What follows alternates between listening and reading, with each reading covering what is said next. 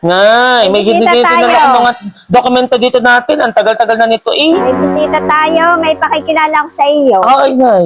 Are, ang iyong ama, dumating ngayon. Ano?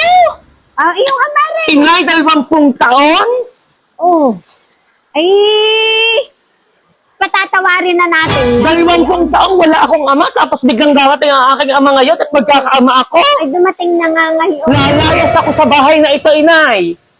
Hindi ka pwedeng lumaya. Mamili kayo, ako na inyong anak o iyan na sinasabi niyong tatay. Hindi nga maaari. Ikaw naman hindi naging tao kung walang ama ka. Naku, kahit pa. Anak Lalayas ka. na, Inay. Nakama na rin ang 2 milyon. Makakabayad na tayo sa ating mga utang. Makakapamili tayo ng ating mga gusto.